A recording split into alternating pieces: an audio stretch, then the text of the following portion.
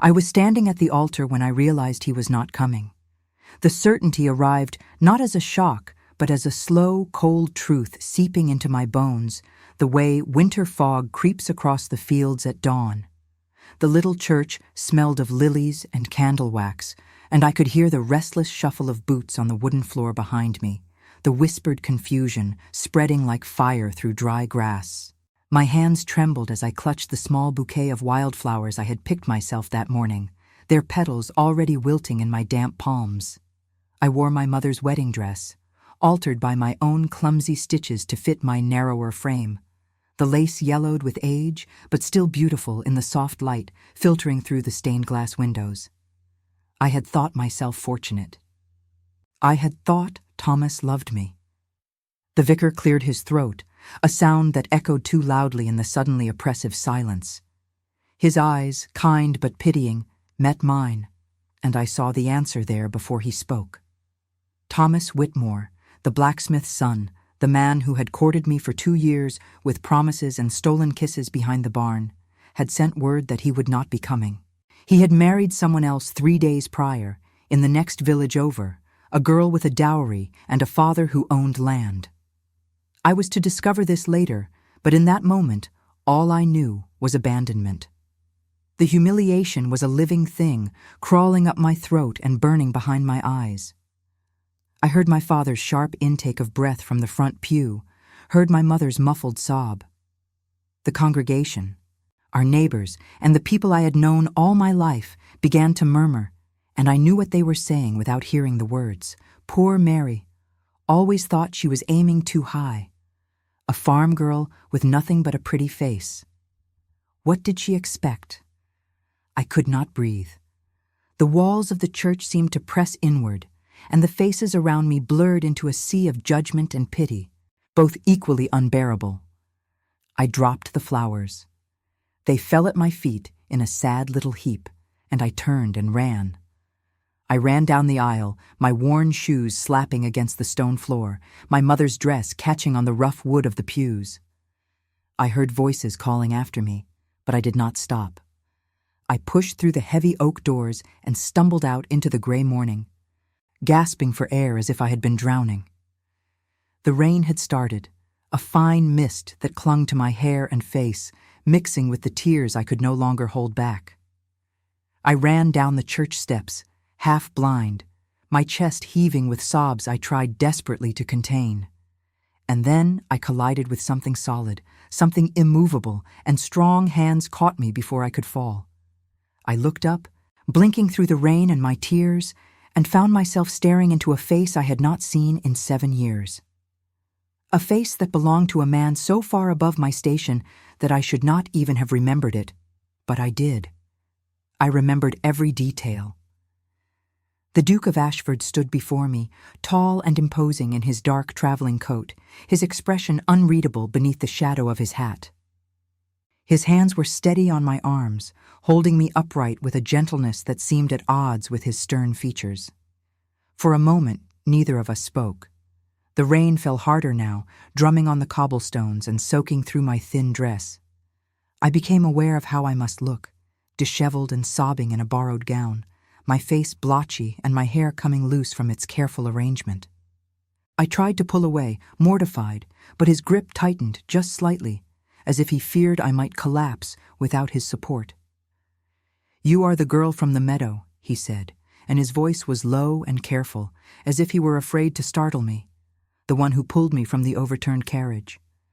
I stared at him, shocked that he remembered, shocked that he was even here, in this tiny village, on this day of all days.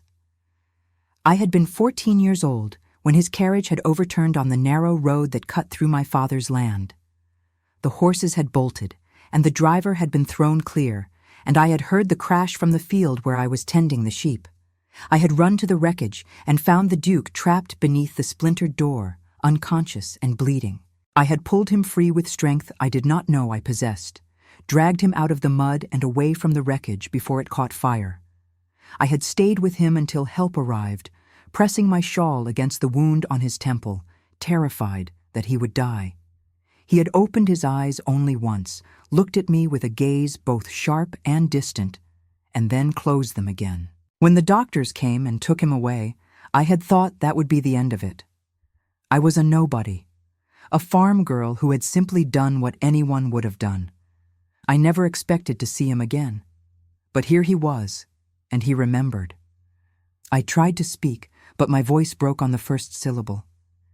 He released one of my arms and reached up to adjust his hat, shielding his face from the rain, and I saw the faint scar along his left temple, a thin white line that disappeared into his dark hair. My scar, the mark of that day. "You are in distress," he said, his tone formal but not unkind. "What has happened?" I shook my head, unable to explain, unable to put into words the depth of my shame. The church doors opened behind me, and I heard footsteps, heard my father's voice calling my name. The Duke glanced past me, his expression hardening, and then he looked back at me with a decision already made. "Come with me," he said simply. I blinked at him, certain I had misheard. The rain was falling in earnest now, soaking us both, and I shivered violently. He removed his coat in one smooth motion and draped it over my shoulders.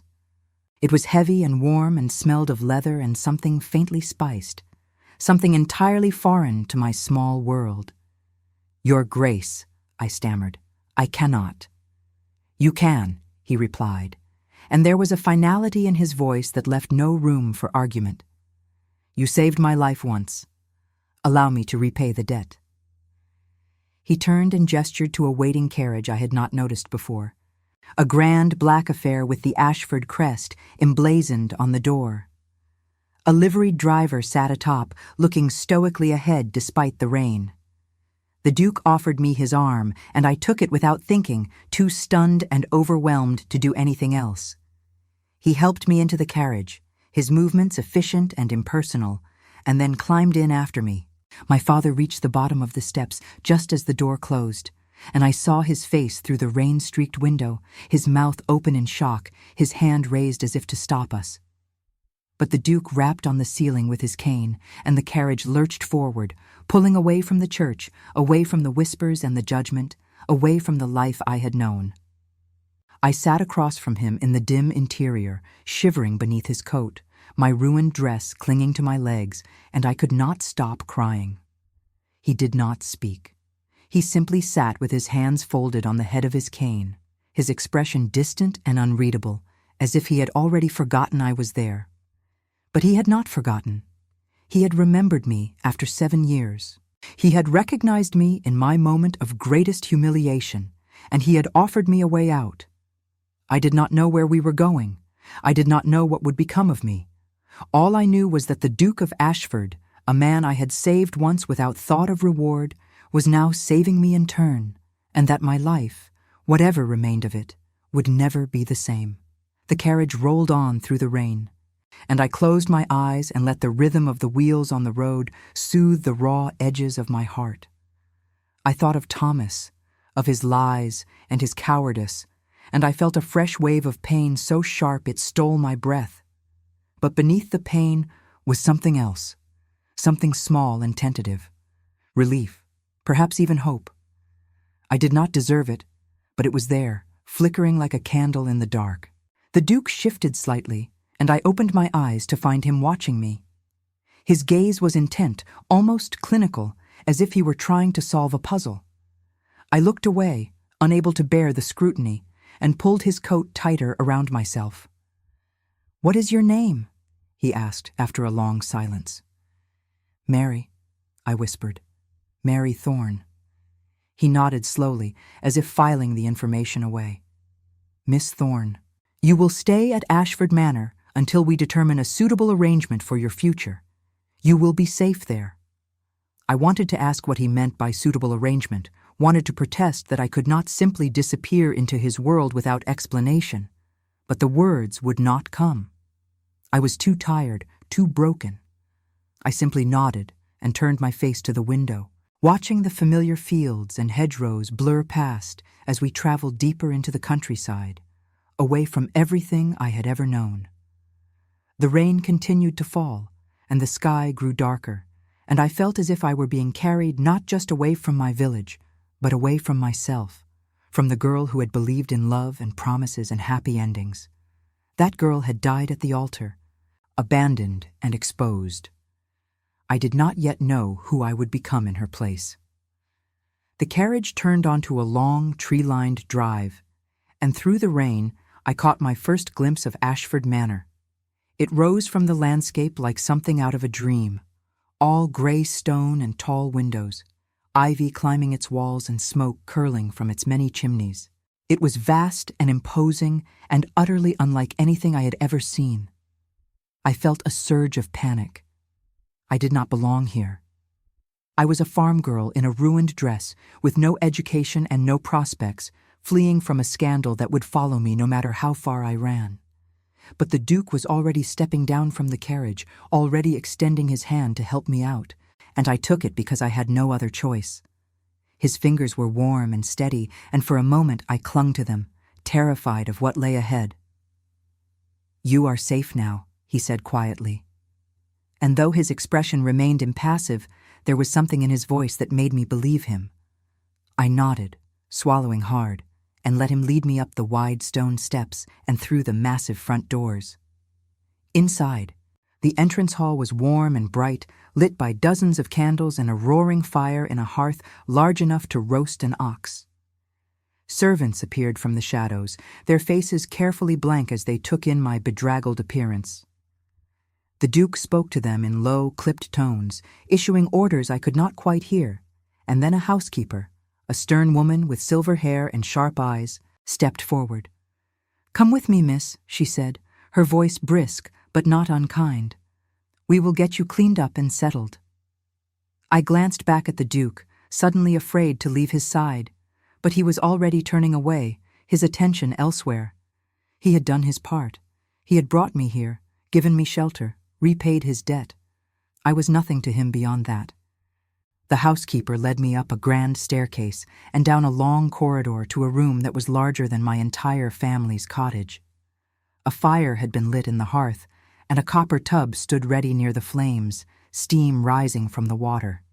She helped me out of the sodden wedding dress, her hands efficient and impersonal, and I stood there shivering in my thin chemise, too numb to feel embarrassed. "Into the bath, miss," she said, and I obeyed. The hot water was a shock, almost painful against my cold skin, but I sank into it gratefully and closed my eyes.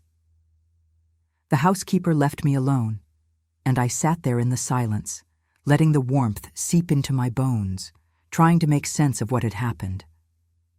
This morning I had been a bride. Now I was a refugee in a duke's home, with no future and no idea what tomorrow would bring. I thought of the Duke, of the way he had looked at me with that scar on his temple, the scar I had given him when I saved his life. I thought of his hands catching me on the church steps, steady and sure. I thought of his voice, low and calm, offering me safety when I had nothing left. I did not know what he wanted from me. I did not know if I would ever see him again, or if I would simply be tucked away in some corner of this vast house, forgotten and invisible. But I knew one thing with absolute certainty. I owed him my life now, just as he had once owed me his. And debts, I had learned, were not easily forgotten. I stayed in the bath until the water grew cold, and then I climbed out and dried myself with the thick towels that had been left for me.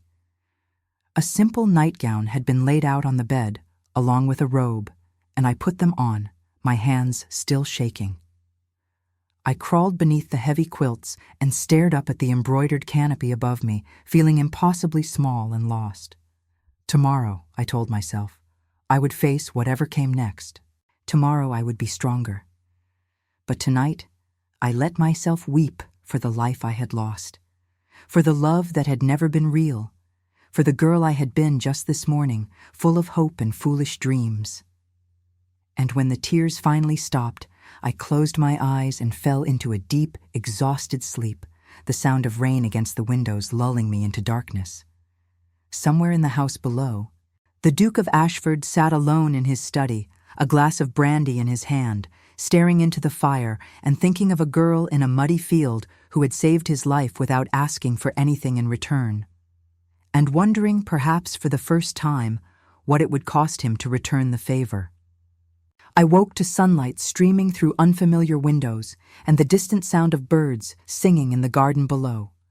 For a single, blissful moment, I did not remember where I was or what had happened. Then reality crashed over me like a wave, and I sat up in bed, my heart pounding, my hands clutching the fine linen sheets that were nothing like the rough cotton I had known all my life. I was at Ashford Manor. I had been jilted at the altar. The Duke had brought me here. The memories tumbled over one another, each more humiliating than the last, and I pressed my palms against my eyes, willing myself not to cry again. I had cried enough. I had to be stronger now. A soft knock at the door made me jump, and before I could respond, the housekeeper from the night before entered carrying a tray. She set it on the small table by the window and turned to regard me with those sharp, assessing eyes. "Good morning, Miss Thorne," she said, her tone formal but not unkind. "I am Mrs. Helmsley, the head housekeeper. His Grace has instructed me to see to your comfort. I have brought you breakfast, and there are clothes in the wardrobe. They belong to the late Duchess and have been in storage. His Grace thought they might suit you until we can arrange for a seamstress." I stared at her, unable to process what she was saying. The late Duchess.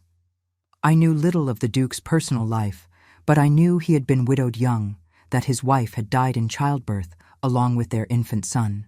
It had been the scandal of the county at the time, whispered about in markets and taverns, a tragedy that had turned a proud man into a recluse. "I cannot wear the Duchess's clothes," I said, my voice hoarse from crying. "It would not be proper." Mrs. Helmsley's expression softened just slightly. "His Grace insists. He says you cannot remain in a nightgown, and there is no point in letting fine garments gather dust when they might be of use. Now, eat your breakfast, and then I will help you dress. His Grace wishes to speak with you this afternoon." She left before I could protest further, and I sat there in the huge bed, feeling more lost than ever. I looked at the tray she had left. There was tea in a delicate porcelain cup, toast with butter and jam, soft-boiled eggs, and fresh fruit. It was more food than my family would have eaten in 2 days, and guilt twisted in my stomach even as my mouth watered. I had left them behind. I had run away with the Duke, and they would be facing the village gossip alone, trying to salvage our family's reputation from the wreckage of my failed wedding. I forced myself to eat, knowing I would need my strength for whatever came next. The tea was hot and fragrant, and I wrapped my hands around the cup, drawing comfort from its warmth. When I had finished, I stood and went to the wardrobe Mrs. Helmsley had mentioned. Inside hung gowns more beautiful than anything I had ever seen, silks and satins in muted colors, day dresses and evening gowns, all carefully preserved. I reached out and touched one, a deep green silk with delicate embroidery along the bodice, and felt like an imposter. But I had no choice. I could not face the Duke in a borrowed nightgown, and I could not hide in this room forever. I selected the simplest dress I could find, a gray wool day dress with a high collar and long sleeves, and managed to struggle into it on my own. It fit reasonably well, though it was slightly too long and hung loose in places where the Duchess had presumably been fuller. I did my best with my hair, braiding it and pinning it up in a simple style. And then I stood before the mirror and barely recognized myself. I looked like a lady. I looked like someone who belonged in a house like this. But I knew the truth. I was still Mary Thorne, farm girl, jilted bride, charity case. The clothes could not change that. Mrs. Helmsley returned mid-morning and nodded approvingly at my appearance. She led me downstairs, through corridors lined with portraits of stern-faced ancestors and rooms filled with furniture that looked too fine to touch. I tried to memorize the route, but everything looked the same, vast and overwhelming. We passed servants who averted their eyes as we walked, and I wondered what they had been told about me, what they thought of the ragged girl their master had brought home in the rain. We stopped before a heavy oak door, and Mrs. Helmsley knocked twice before opening it. The Duke's study was a dark, masculine space, all leather and wood and the smell of tobacco and old books. A fire crackled in the hearth, and tall windows looked out over the estate's manicured gardens. The Duke stood with his back to us, his hands clasped behind him, staring out at the grounds. "Miss Thorne, Your Grace," Mrs. Helmsley announced, and then she withdrew, closing the door behind her. The Duke turned, and I found myself pinned by that same intense gaze from the day before. In the light of day, I could see him more clearly. He was perhaps 30, tall and lean, with dark hair touched with gray at the temples and eyes that were a startling shade of blue. His face was handsome in a severe way, all sharp angles and carefully controlled expressions. He wore a simple dark suit, impeccably tailored, and he looked every inch the aristocrat he was. "Miss Thorne," he said, inclining his head, "I trust you slept well." "Yes, Your Grace," I managed, my voice barely above a whisper. "Thank you." He gestured to a chair near the fire. "Please, sit." I sat, my hands folded in my lap, trying to keep them from trembling. He remained standing, which made me feel even smaller, but perhaps that was intentional. He was a duke. I was nothing. We both knew it. "I imagine you have questions," he said after a moment, his tone businesslike. "I will do my best to answer them. First, you need not fear that I have brought you here with any improper intentions. You will be treated with respect and courtesy, as befits a guest in my home. Second, I understand that your circumstances yesterday were both public and humiliating. I have taken the liberty of sending word to your family that you are safe and under my protection. They need not worry." I swallowed hard, trying to find my voice. "Why?" I asked finally. "Why did you do this? You do not know me." He was silent for a long moment, and then he crossed to his desk and picked up a small object. He held it out to me, and I rose on unsteady legs to take it. It was a handkerchief, old and faded, with small flowers embroidered in one corner. My handkerchief, the one I had used to bind his wound 7 years ago. "You left this behind," he said quietly. "I have carried it with me ever since. A reminder of the debt I owe." I stared at the handkerchief, at the faded bloodstains still visible on the fabric, and felt tears prick my eyes. I had not expected this. I had not expected him to remember, let alone to have kept a token of that day. "You owed me nothing," I whispered. "I did what anyone would have done." "No," he said, and there was an edge to his voice now, something almost fierce. "You did what few would have done. You did not run for help and leave me to burn. You pulled me from the wreckage yourself, though you were just a child.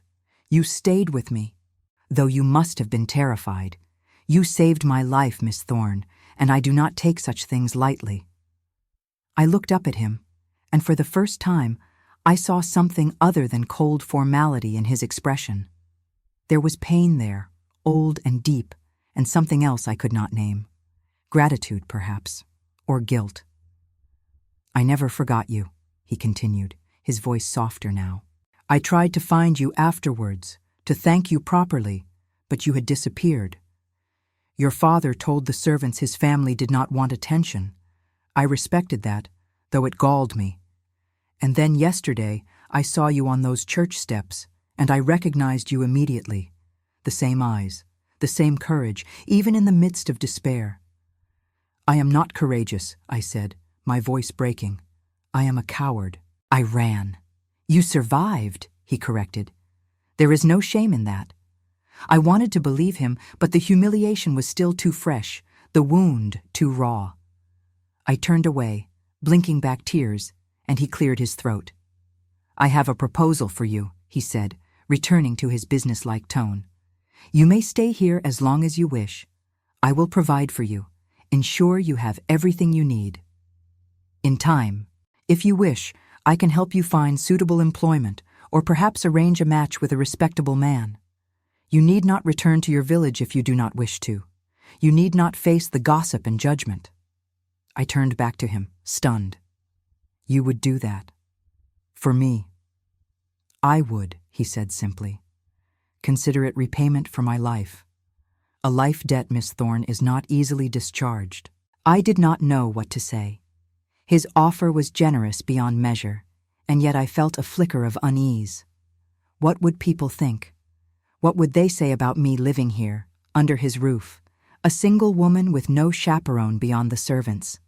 The scandal would be even worse than the jilting. As if reading my thoughts, he added, I am aware of the impropriety. To that end, I have written to my aunt, the Dowager Duchess of Monmouth. She is elderly and rather disagreeable, but she is respectable and will serve as a proper chaperone. She will arrive within the week. I nodded slowly, relief and dread warring in my chest. A chaperone, respectability. It was more than I deserved, and yet I could not shake the feeling that I was stepping into something far more complicated than simple charity. Thank you, Your Grace, I said quietly. I do not know how I can ever repay you. You already have, he said, and there was a finality in his tone that told me the matter was closed. He dismissed me then, and I returned to my room in a daze. The rest of the day passed in a blur. Mrs. Helmsley gave me a tour of the house, showing me the library, the music room, the conservatory. She introduced me to the other servants, though I could barely remember their names. Everyone was polite, but I felt their curiosity, their speculation. Who was I? Why was I here? What was my relationship to the Duke? I wanted to scream that there was no relationship, that he was simply a kind man repaying a debt, but I knew it would make no difference. The gossip would spread regardless. I was a woman alone in a bachelor's household, and no amount of explanation would change that.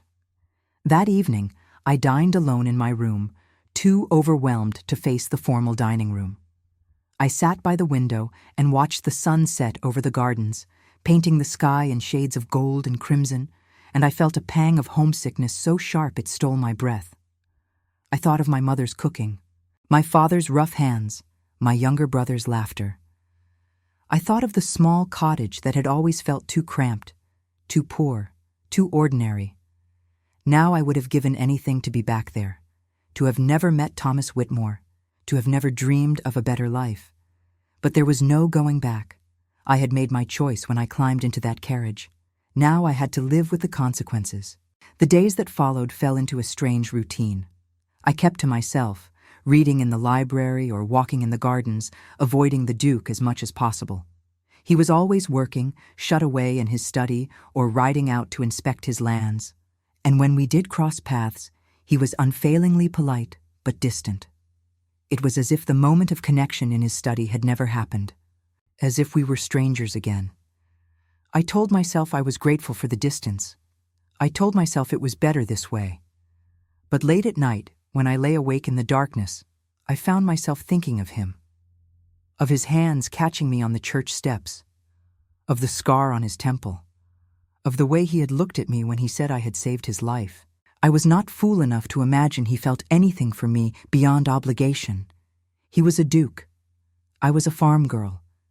The gulf between us was vast and uncrossable. But there was something in his eyes when he looked at me, something I could not quite name, and it haunted me.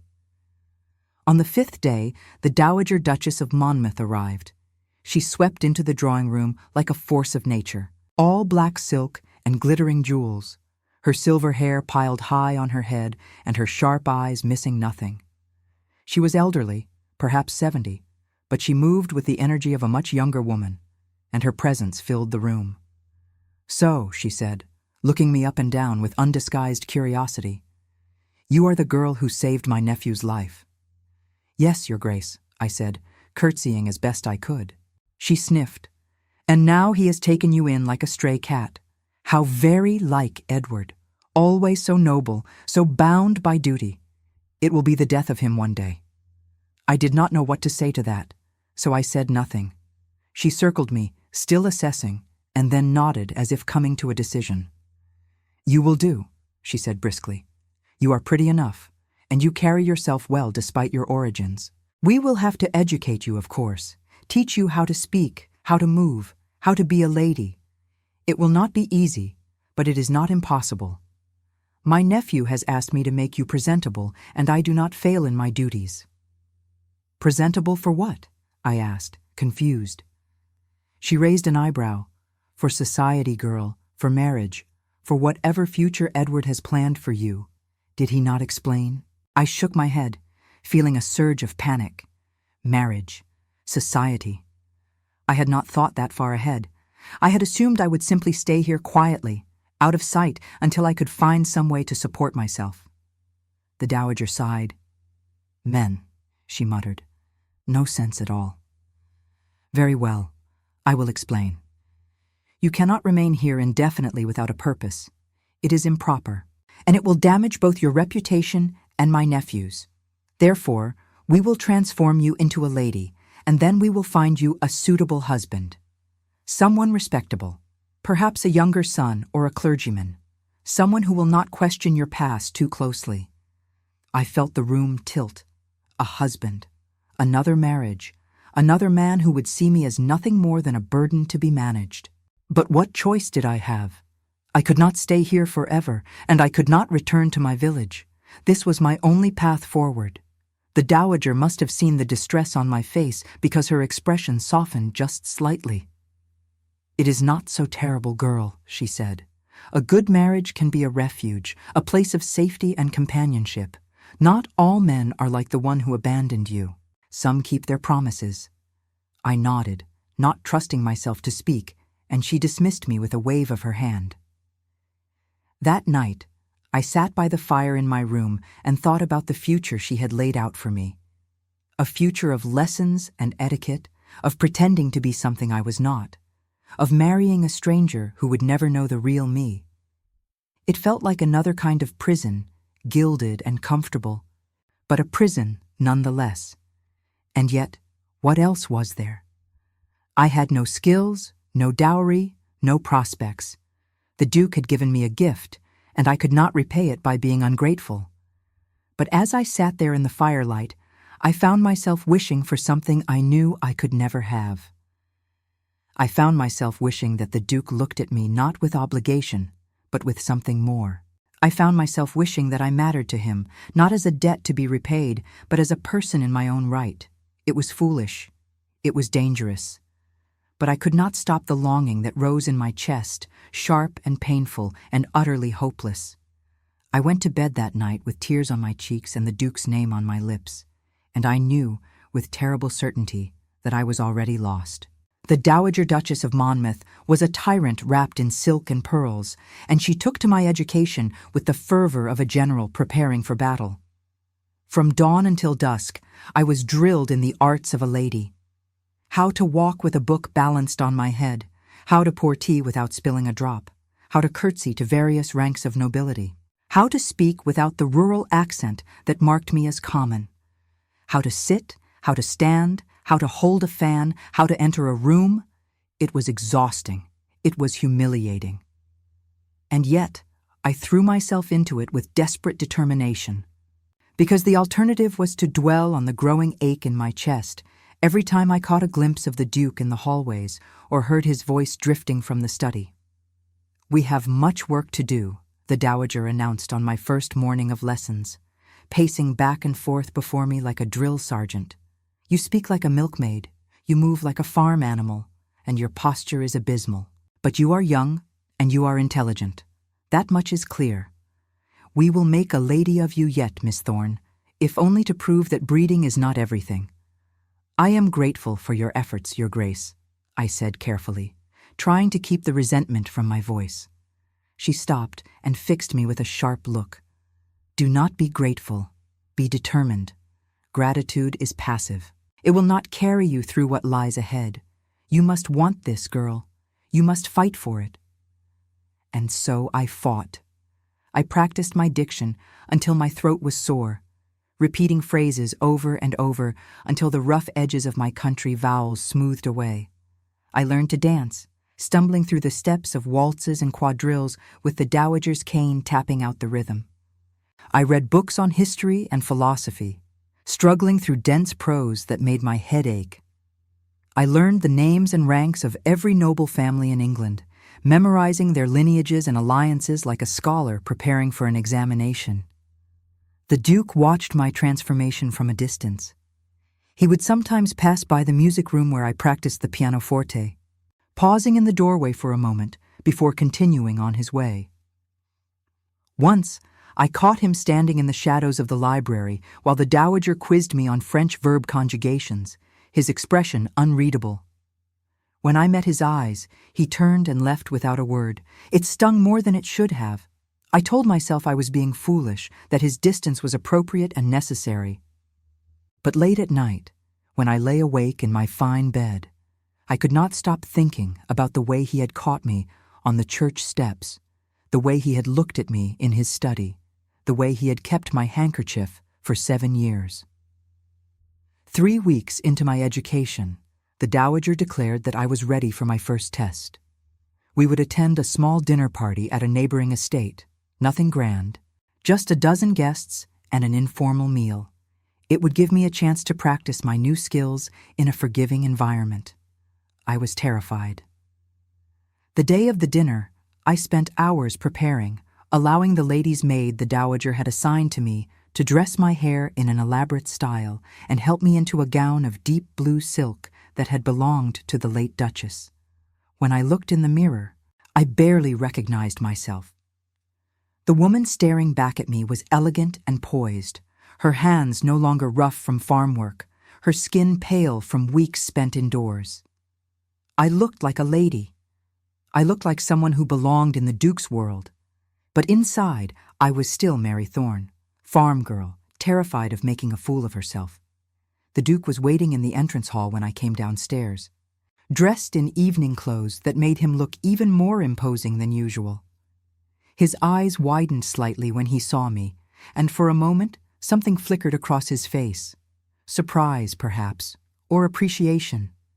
But it was gone so quickly, I thought I might have imagined it. "Miss Thorne," he said, his voice carefully neutral, "you look well." "Thank you, Your Grace," I replied, the words coming out smooth and proper, just as the Dowager had taught me. The Dowager swept down the stairs behind me, resplendent in black and silver. "She looks more than well, Edward," she said tartly. "She looks like a duchess. Now, shall we go before we are late?"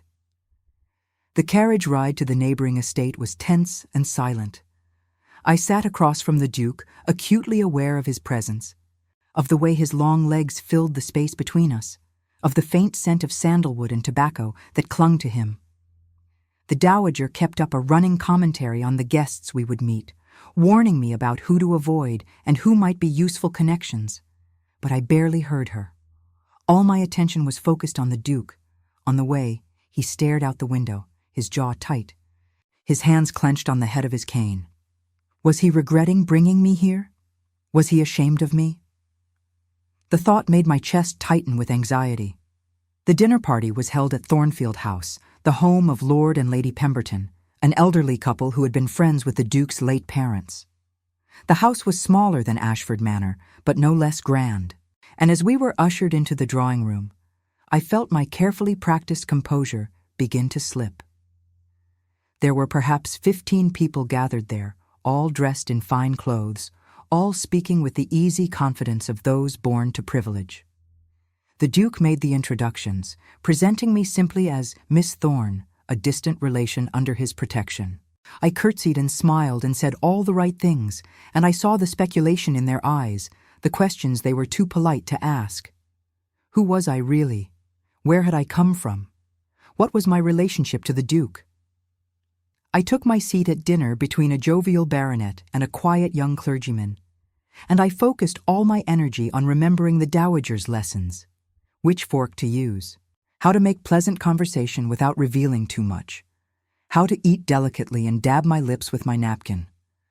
I could feel the Duke's eyes on me from across the table, watching, assessing, and I was determined not to disappoint him.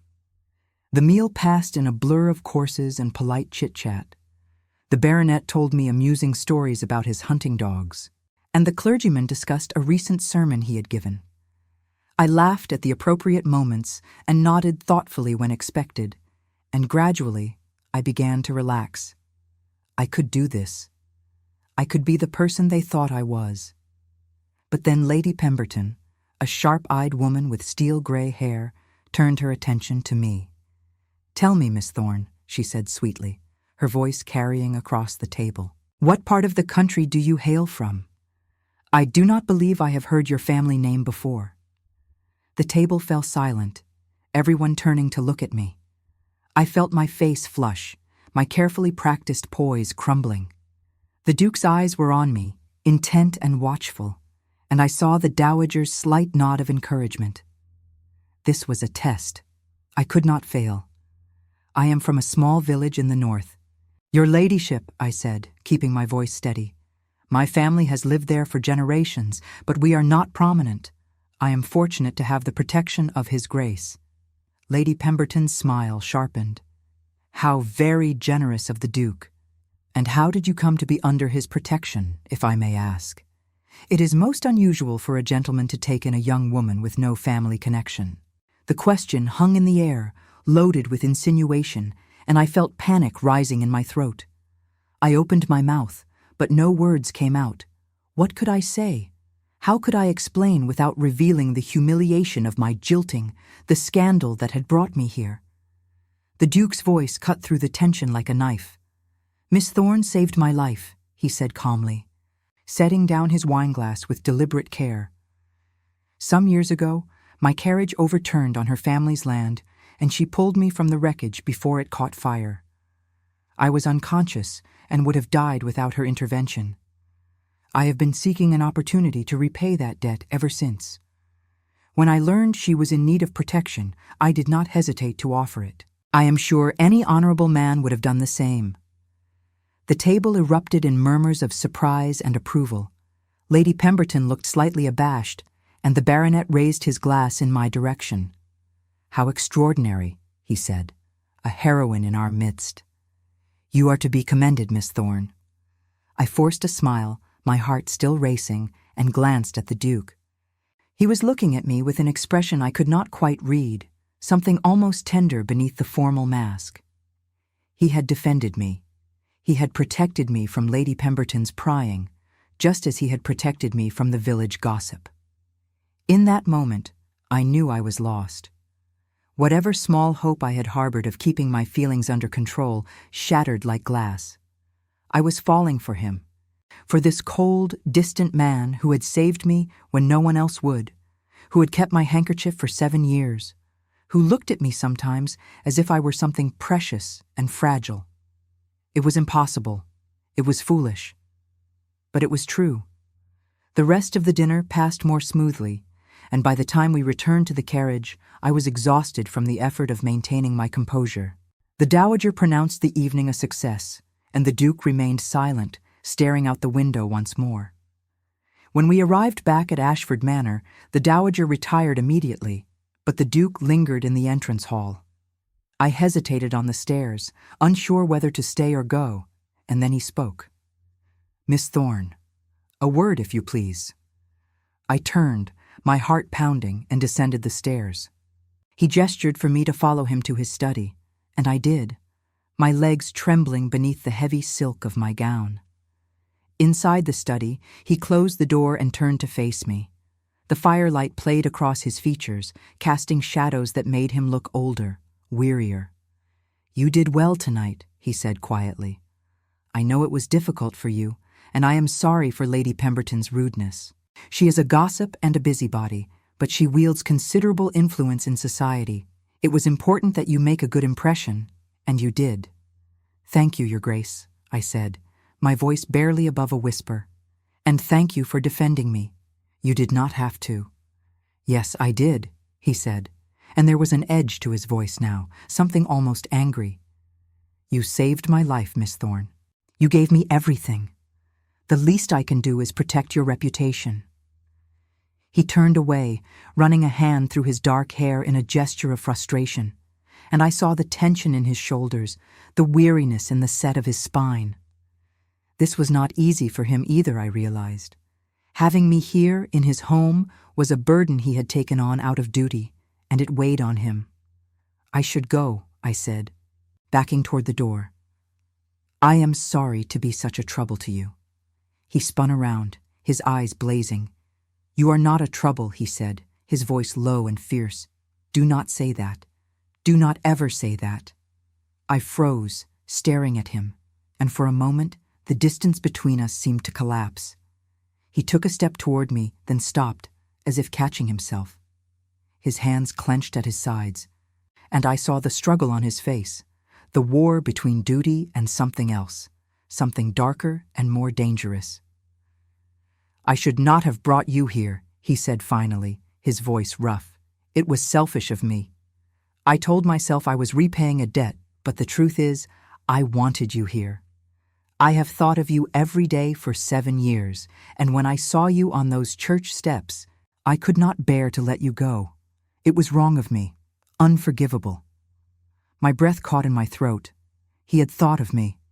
For 7 years, just as I had thought of him, though I had tried to tell myself it was only gratitude, only the memory of a dramatic moment in my ordinary life. "It was not wrong," I whispered. "You gave me a refuge when I had nothing. You have shown me kindness I do not deserve." "You deserve everything," he said, and the words came out almost like a curse. "You deserve a man who can give you a proper life, a respectable marriage, a future. Not this. Not me." "Why not you?" I asked, the words escaping before I could stop them. He laughed, a bitter, humorless sound. "Because I am a duke, Miss Thorne, and you are a farm girl. Because society would crucify us both. Because I lost my wife and child, and I swore I would never love again, never risk that kind of pain. Because you are young and innocent and deserve better than a broken man haunted by ghosts." I took a step toward him, my heart hammering in my chest. "I do not care about society," I said. "I do not care about your title. I only care about you." He stared at me, and I saw the longing in his eyes, the raw hunger he had been trying so hard to hide. For a moment I thought he would reach for me, thought he would close the distance between us and damn the consequences. But then he turned away, his shoulders rigid. "You do not know what you are saying," he said, his voice strained.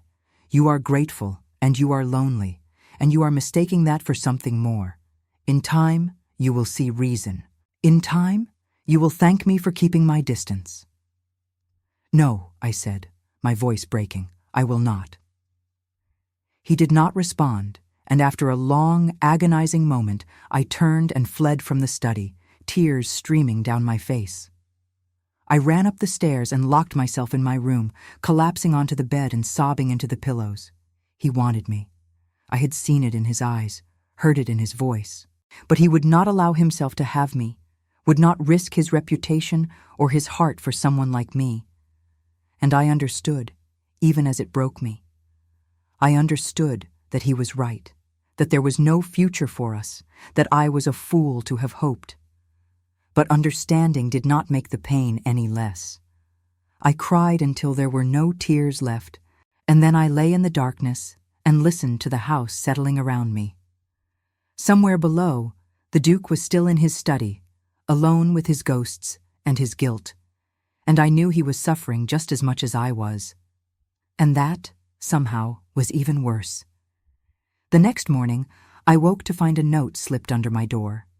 The handwriting was bold and angular, unmistakably the Duke's. "Miss Thorne. I apologize for my behavior last evening. It was inappropriate and unfair to you. I will endeavor to maintain a proper distance from now on. The Dowager will continue your education, and I will do everything in my power to secure you a respectable match. That is all I can offer, and it must be enough." I read the note 3 times, and then I folded it carefully and placed it in the drawer of my bedside table, next to the faded handkerchief he had returned to me. These were the only things I had of him, these small tokens of a connection that could never be. And I knew, with terrible certainty, that they would have to be enough. The weeks that followed were a special kind of torture. The Duke kept his word and maintained a careful distance, speaking to me only when necessary, his manner always formal and correct. We passed each other in hallways like strangers, and when we were forced to occupy the same room at meals or in the drawing room, he barely looked at me. It was as if the moment in his study had never happened, as if he had not confessed that he had thought of me for 7 years, as if I had not seen the hunger in his eyes. But I knew better. I saw the tension in his jaw when the dowager spoke of potential suitors. I saw the way his hands clenched on his newspaper when I laughed at something his aunt said. I saw him standing at his study window at night, staring out at the darkened gardens, and I knew he was thinking of me just as I was thinking of him. We were both prisoners of duty and propriety, and there was no escape. The dowager, oblivious to the undercurrents swirling around her, continued my education with relentless determination. She declared me ready for society, pronounced me fit for marriage, and began actively seeking suitable matches. Letters arrived daily from various connections, each proposing a meeting with this younger son or that country vicar, men of modest means and respectable positions who would not ask too many questions about my past. I read the letters with a growing sense of dread, knowing that soon I would have to choose one, would have to marry someone I did not love to escape the unbearable situation I found myself in. It was the practical thing to do, the sensible thing. I could not stay at Ashford Manor forever, torturing both myself and the Duke with my presence. I had to move forward, had to accept the future that had been laid out for me. But every time I tried to imagine myself as another man's wife, I felt sick with grief. In early autumn, a letter arrived that the dowager pronounced particularly promising. Mr. James Hartley, the younger brother of a baronet, had expressed interest in meeting me. He was 30 years old, a scholar with a modest income and a quiet reputation. He had recently inherited a small country estate from an uncle and was looking for a wife to help him manage it. The dowager invited him to dine at Ashford Manor the following week. I agreed because I had no choice and because I could see the strain in the Duke's face growing worse with each passing day. If I accepted Mr. Hartley's suit, I would free us both from this torment. I would be gone, and the Duke could return to his life, could forget about the farm girl who had disrupted his carefully ordered world. The day of Mr. Hartley's visit arrived too quickly. I dressed with care in a gown of pale rose silk, allowed the maid to arrange my hair in soft curls, and practiced my smile in the mirror until it looked almost natural. I was determined to make a good impression, to see this through, no matter how much it cost me. Mr. Hartley arrived in the afternoon, and I met him in the drawing room with the Duke and the dowager present. He was pleasant-looking, with sandy hair and kind brown eyes, and when he smiled, I saw genuine warmth there. He was educated and articulate, discussing literature and philosophy with an enthusiasm that might have charmed me under different circumstances. He treated me with respect, listened when I spoke, and seemed genuinely interested in my opinions. He was, in every way, a suitable match, a good man who could offer me a decent life, and I felt nothing for him at all. Throughout dinner, I was painfully aware of the Duke at the head of the table, his face a mask of cold formality. He contributed little to the conversation, letting the dowager and Mr. Hartley carry the discussion, but I could feel his gaze on me whenever I spoke or laughed at something Mr. Hartley said. It burned through me, that gaze, making it impossible to focus on anything else. After dinner, the dowager tactfully suggested that Mr. Hartley and I might take a turn in the garden, properly chaperoned by one of the servants, of course. We walked along the gravel paths in the fading light, and Mr. Hartley spoke of his plans for his estate, his hopes for the future, his desire for a partnership rather than a traditional marriage of convenience. "You seem like a woman of intelligence and character, Miss Thorne," he said as we paused by a fountain. "I will be honest with you. I am not a romantic man, but I believe in respect and companionship. I think we could build a good life together, if you are willing to consider my suit." I looked at him, at his earnest face and his hopeful eyes, and I wanted to say yes. I wanted to accept this escape route he was offering, this chance at a normal life with a kind man who would never break my heart because I would never give it to him. But before I could answer, I looked back at the house and saw the Duke standing at his study window, watching us. Even from this distance, I could see the rigid set of his shoulders, the tension in his stance, and something inside me broke. "I cannot," I whispered, the words escaping before I could stop them. "I am sorry, Mr. Hartley. You are a good man, and you deserve someone who can give you her whole heart, but I cannot be that person." He looked surprised, but not angry, and after a moment, he nodded slowly. "There is someone else," he said, not a question, but a statement. I could not lie. "Yes. Does he know?" I shook my head, tears burning my eyes. "It does not matter. There can be nothing between us." Mr. Hartley was silent for a long moment, and then he reached out and gently squeezed my hand. "I am sorry, Miss Thorne. Truly. I hope you find happiness, whatever form it takes." He left soon after, and I returned to the house to face the dowager's disappointment and confusion. She could not understand why I had refused such a suitable match, and I could not explain. I simply excused myself and fled to my room, too overwhelmed to face questions I could not answer.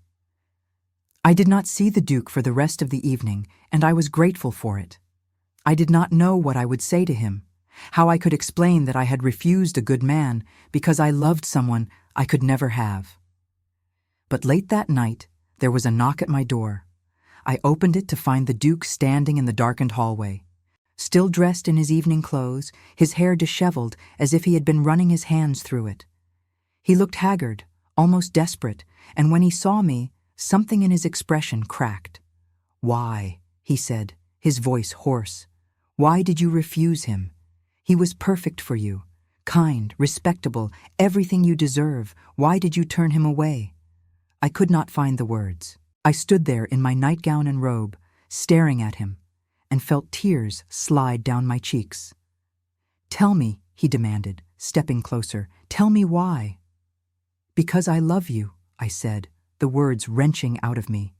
"Because I cannot imagine marrying anyone else, being with anyone else, when all I want is you.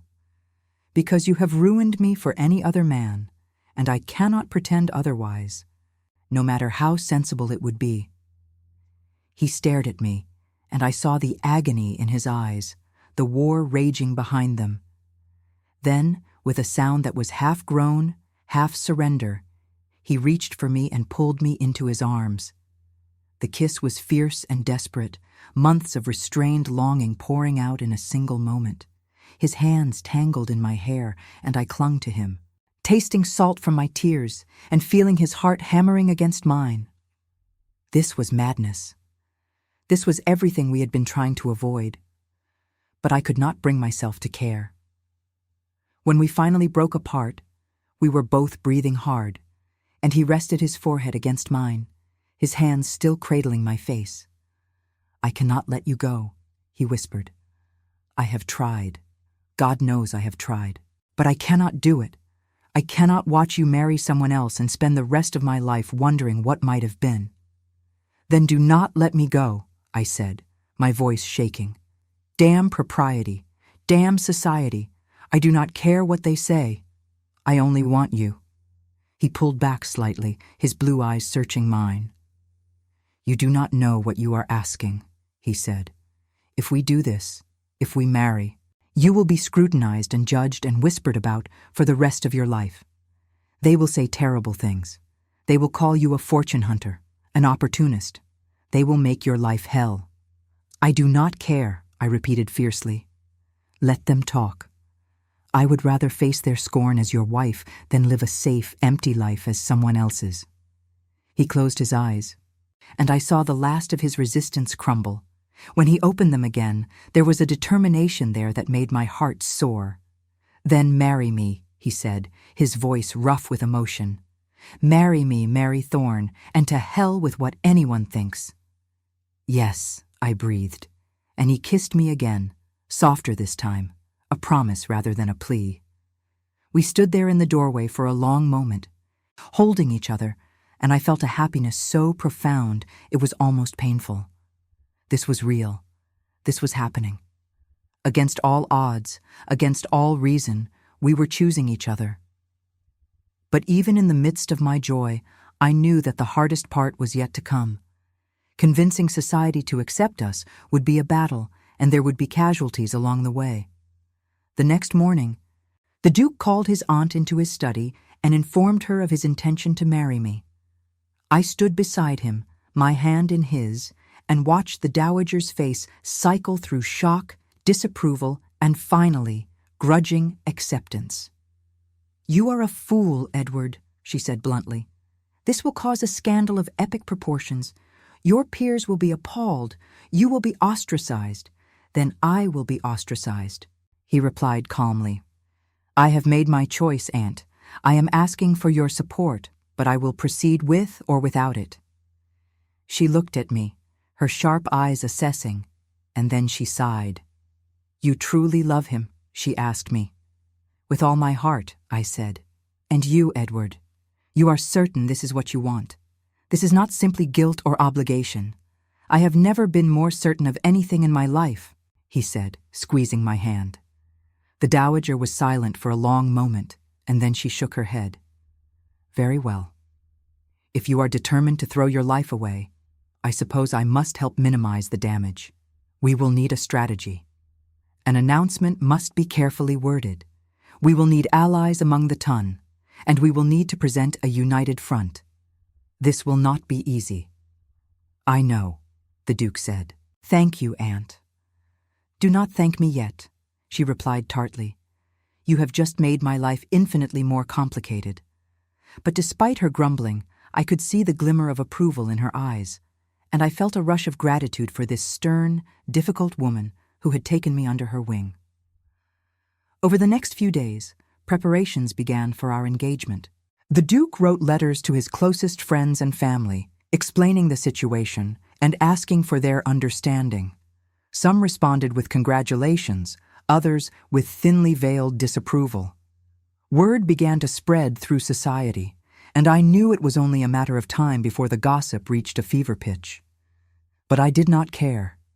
For the first time since that terrible day at the church, I felt genuinely happy. The Duke was attentive and affectionate, no longer hiding his feelings behind a mask of formality.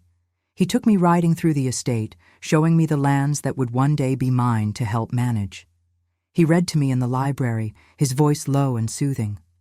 He held my hand when we walked in the gardens, and he kissed me whenever we found ourselves alone. It was everything I had dreamed of and more. But on the 5th day after our engagement, a letter arrived that shattered our fragile peace. The Duke read it in his study with me present, and I watched the color drain from his face. When he looked up at me, there was such pain in his eyes that I knew immediately something was terribly wrong. "What is it?" I asked, my heart sinking. "It is from Lord Whitmore," he said heavily, "Thomas Whitmore's father. He has learned of our engagement, and he is threatening to expose the circumstances of your jilting to the newspapers unless I pay him a substantial sum of money. He claims that you were Thomas's mistress, that you became pregnant and lost the child, and that is why Thomas left you. He says he has witnesses who will attest to it." I felt the blood drain from my face. It was a lie, a vicious, horrible lie, but I knew it did not matter. Once such a rumor was printed, it would destroy me and, by extension, the Duke. "It is not true," I whispered. "None of it is true. I swear to you." "I know," he said fiercely, coming around the desk to take my hands. "I know, Mary. But the truth will not matter if this reaches the papers. Society will believe what it wants to believe, and they will crucify you." "Then pay him," I said desperately. "Give him what he wants." He shook his head. "If I pay him now, he will keep coming back for more. Blackmailers always do, and even if I pay, there is no guarantee he will keep silent." I sank into a chair, my legs no longer able to support me. This was my worst nightmare. I had thought the humiliation of the jilting was behind me, that I could start fresh with the Duke, but my past was coming back to destroy us both. "I will leave," I said, my voice breaking. "I will go away, and you can call off the engagement. You can say I deceived you, that you discovered my unsavory past and broke it off. That will protect you." "No," he said sharply. "Absolutely not. We will face this together."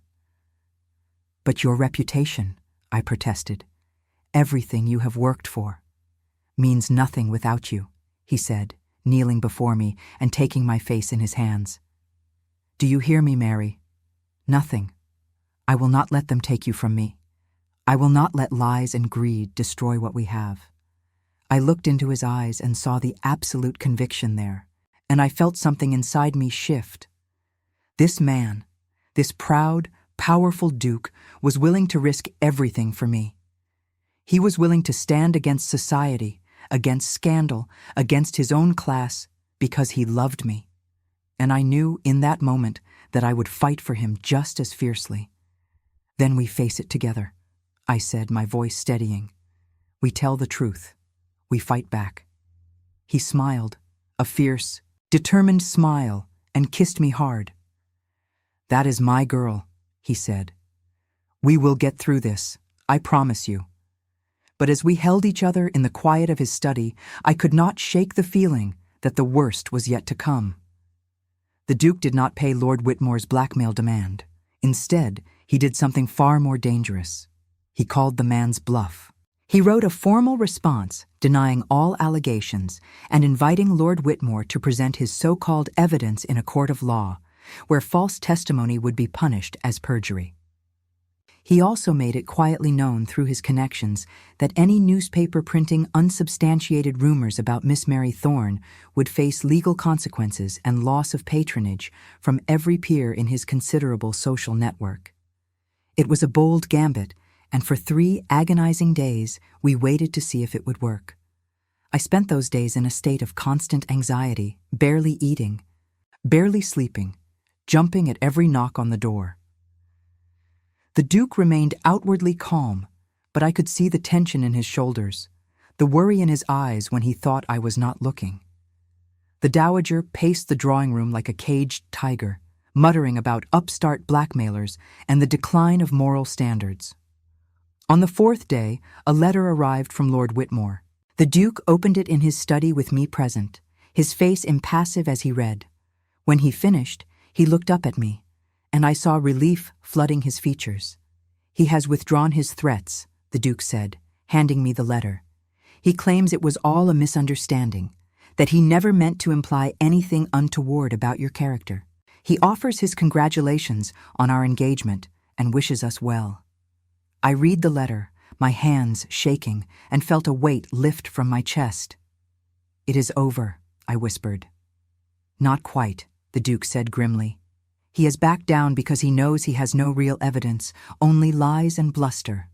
But the damage has been done. Word of his accusations has already spread through certain circles. We will still face questions and speculation. Then we will answer them," I said, more firmly than I felt. "Together." He came around the desk and pulled me into his arms, and I buried my face against his chest, breathing in the familiar scent of him, letting his steady heartbeat calm my racing thoughts. The Dowager, ever practical, declared that the best way to combat rumors was with visibility. We would not hide or cower. We would announce our engagement publicly, host a ball at Ashford Manor, and face society head-on. If we showed confidence and unity, she argued, people would be less inclined to believe malicious gossip. It was terrifying, but it was also the right strategy. Invitations were sent out for a grand ball to celebrate our engagement, and to my surprise, most were accepted. Curiosity, the Dowager said with grim satisfaction, was a powerful motivator. People wanted to see the farm girl who had captured a duke's heart, wanted to judge for themselves whether I was worthy or simply a clever opportunist.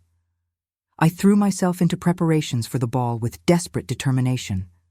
The dressmaker was summoned, and a gown was created for me, a masterpiece of ivory silk and delicate lace that made me look like something out of a fairy tale.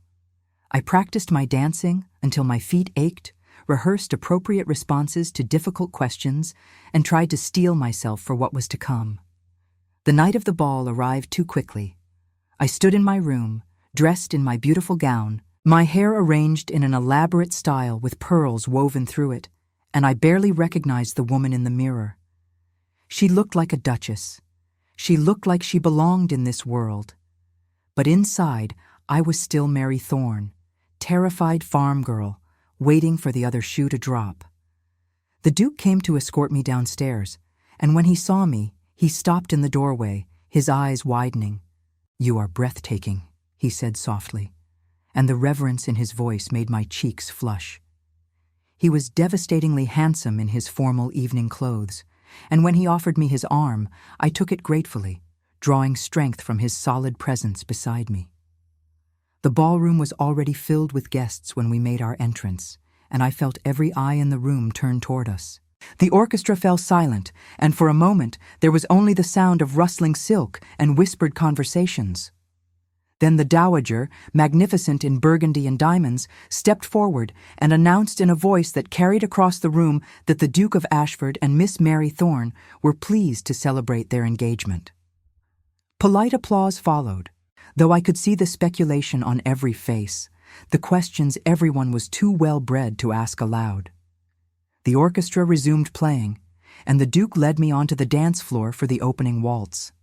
As we moved together through the familiar steps, the rest of the room seemed to fade away.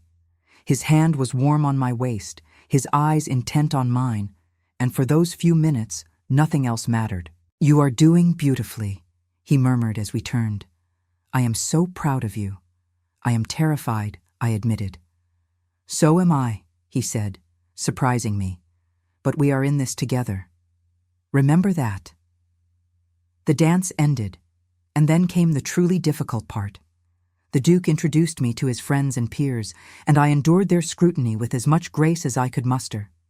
Some were genuinely kind, congratulating us warmly and welcoming me into their circle.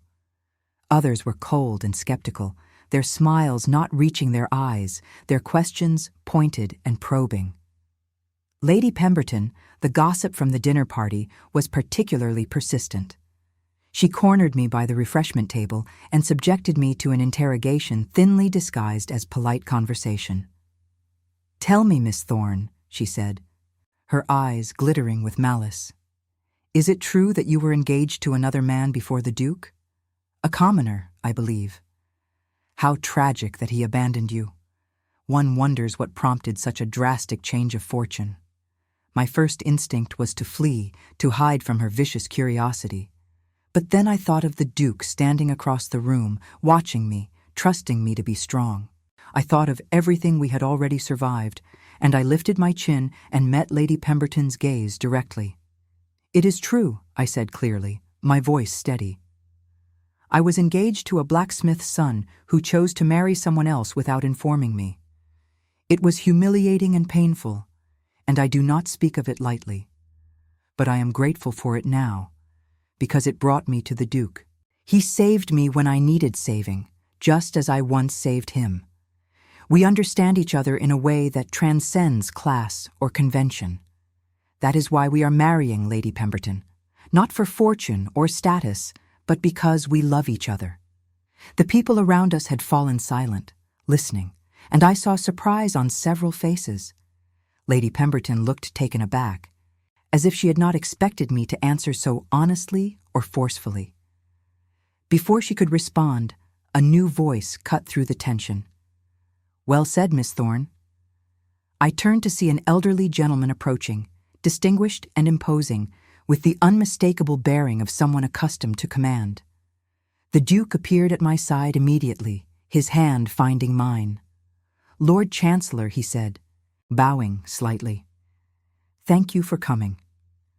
"I would not miss it," the Lord Chancellor said, smiling at me. "Your father and I were great friends, Edward, and I have known you since you were a boy. If you say this young lady is worthy of you, then I believe it. Society be damned." He raised his glass in a toast, and others around us followed suit, and I felt the tide beginning to turn. The Lord Chancellor's endorsement was significant, and his public support gave others permission to accept me as well. The rest of the evening passed in a blur of introductions and dances and increasingly warm congratulations. By the time the last guests departed in the early hours of the morning, I was exhausted but cautiously optimistic. We had survived. We had faced society together, and we had not been destroyed. The Duke found me on the terrace, watching the sun rise over the gardens. He wrapped his arms around me from behind, and I leaned back against him, closing my eyes. "It is really happening," I whispered. "We are really going to be married." "Yes," he said, pressing a kiss to my temple. "Yes, we are. And I will spend the rest of my life making sure you never regret choosing me." "I could never regret it," I said, turning in his arms to face him. "You gave me everything, a home, a purpose, a future. You gave me love when I thought I was unworthy of it." "You were always worthy," he said fiercely. "Always." We were married 6 weeks later in the small chapel on the estate, with only close friends and family in attendance. The dowager cried, though she would never admit it. My parents were there, awed and overwhelmed by the grandeur of it all, and my younger brother could not stop staring at everything with wide eyes. Thomas Whitmore sent no word, which was just as well. He belonged to a past I had left behind, a life I no longer wanted. I wore a gown of white satin that had been made specifically for me, and when I walked down the aisle and saw the Duke waiting for me, his eyes bright with emotion, I felt a happiness so complete it took my breath away. This was real. This was mine. This extraordinary, complicated, wonderful man was choosing me, and I was choosing him. And together we would build a life that defied every expectation. The ceremony was beautiful and simple. We spoke our vows in steady voices, and when the Duke slipped the ring onto my finger, I felt the weight of it like a promise. We were bound now, by law and by love, and nothing could separate us. The wedding breakfast was a joyous affair, filled with laughter and toasts and the kind of easy happiness that comes when people set aside judgment and simply celebrate love. Even my mother, initially terrified by the grandeur of it all, relaxed enough to smile and enjoy herself. That night, as the Duke and I prepared to retire to the rooms we would now share, he took my hands and looked at me with such tenderness that I felt tears prick my eyes. "I never thought I would feel this again," he said quietly. "After I lost my wife and child, I thought that part of my life was over. I thought I was meant to live alone, haunted by grief and guilt. But you brought me back to life, Mary. You reminded me that love is worth the risk, worth the pain. I will be grateful to you for that, every day, for the rest of my life." I cupped his face in my hands, feeling the faint roughness of his stubble, the warmth of his skin. "You saved me too," I said. "When I was at my lowest, when I thought my life was over, you gave me hope. You saw worth in me when I could see none in myself. We saved each other, Edward. That is what makes this right." He kissed me then, soft and slow and full of promise, and I knew that whatever challenges lay ahead, we would face them together. We were no longer two separate people trying to navigate impossible circumstances. We were a partnership, equals in heart if not in status, bound by something deeper than duty or obligation. The years that followed were not without difficulty. There were those in society who never fully accepted me, who whispered behind their fans and excluded us from certain events. But there were far more who embraced us, who saw our marriage as a romantic triumph rather than a scandal. The Duke's status and influence protected us from the worst of the gossip, and my own determination to prove myself worthy helped silence many critics. I threw myself into managing the estate alongside the Duke, learning everything I could about the land and the tenants. I discovered that I had a talent for organization and a genuine interest in the welfare of those who depended on us. The Duke valued my opinions and included me in decisions, treating me as a true partner in every sense of the word. We opened the manor to local children for lessons, providing education to those who would otherwise have none. It was a cause close to my heart, remembering my own limited schooling, and the Duke supported it wholeheartedly. We became known not just for our unconventional marriage, but for our charitable work and our commitment to our community. 3 years after our marriage, I gave birth to a daughter. We named her Eleanor, and she had her father's blue eyes and my dark hair. The Duke was terrified and overjoyed in equal measure, haunted by memories of his first wife's death in childbirth. But I was strong and healthy, and the birth, though difficult, was successful. Holding our daughter for the first time, with the Duke beside me, his hand in mine and tears streaming down his face, I felt a completion I had never imagined possible. This was my family. These were my people. This was the life I had fought for, the life I had earned through courage and love and sheer stubborn determination. We had 2 more children in the years that followed, a son and another daughter, and the manor filled with laughter and chaos and the beautiful mess of family life. The Duke was a devoted father, patient and playful in ways that surprised everyone who had known him as the cold, distant widower. I watched him chase our children through the gardens, listened to him read them bedtime stories in his deep, soothing voice, and I fell in love with him all over again.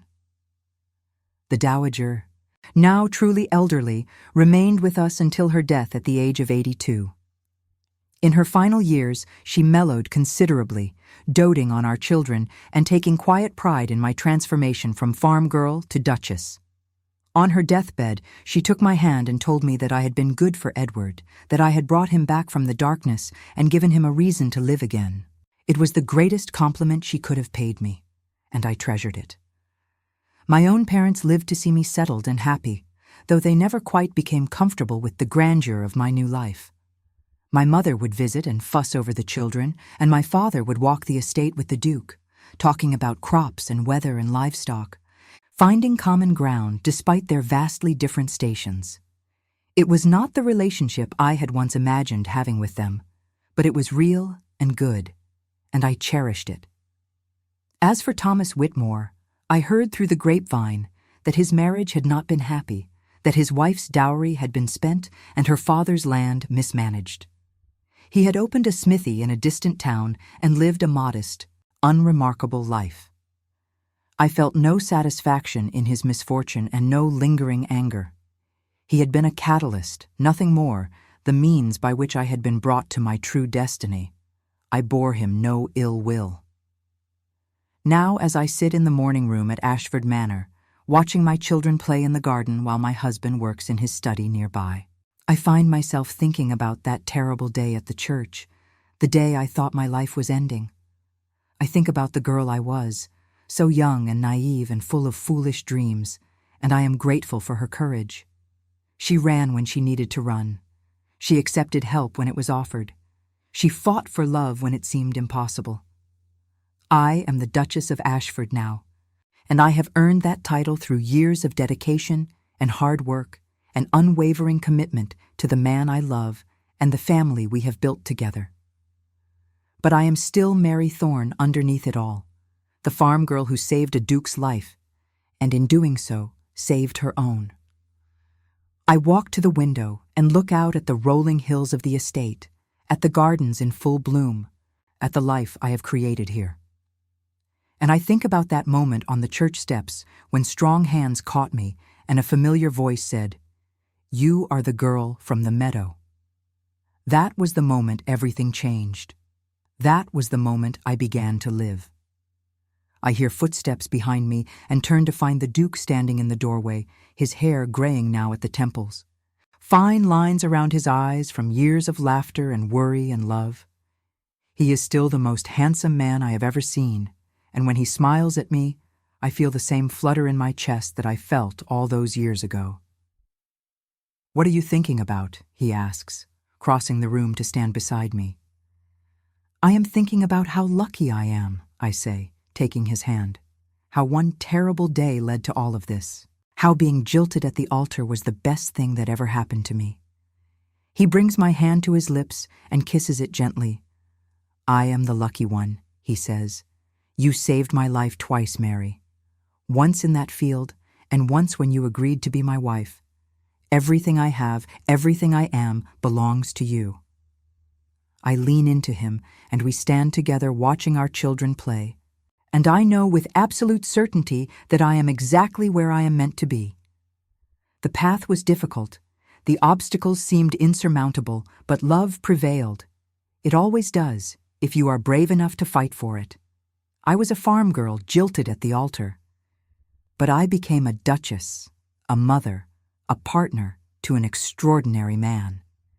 I became someone who mattered, who made a difference, who loved and was loved in return. And that is the greatest triumph of all.